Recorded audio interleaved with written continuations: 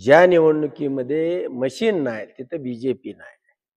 आणि खरोखर मला अभिमान वाटला. हा जिल्हा ज्याही पद्धतीनं ताटमानेनं, कारण सगळा महाराष्ट्र स्वाभिमान किंवा त्याचे गुडघे टेकले असताना हा जिल्हा पुन्हा एकदा उभा राहिलेला आहे. विधानसभेलाही राहिला होता, पुन्हा एकदा उभा राहिलेला आहे.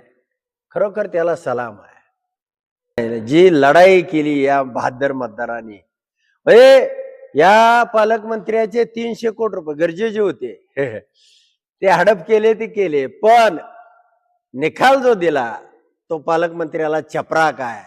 या जिल्ह्याला तोंड कधी म्हणजे हा पालकमंत्री त्याच्यामध्ये काहीतरी पोटेन्शियल असेल तर तोंड दाखवणार नाही. अशा पद्धतीची, म्हणजे एका गालात नाही, दोन्ही गालामध्ये सणकवलेले आहेत. 8 जागा, ज्याही 8 जागांचं त्यांच्याकडे पालकत्व होतं, त्या 8च्या 8 जागा. आणि मी तुम्हाला अगोदरही सांगितलं होतं हे बहादर जनता लढणार.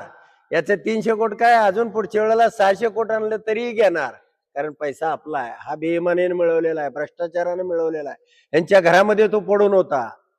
तो गोरगरिबाच्या झोपडीमध्ये जाणं गरजेचं होतं आणि तो गेलेला आहे.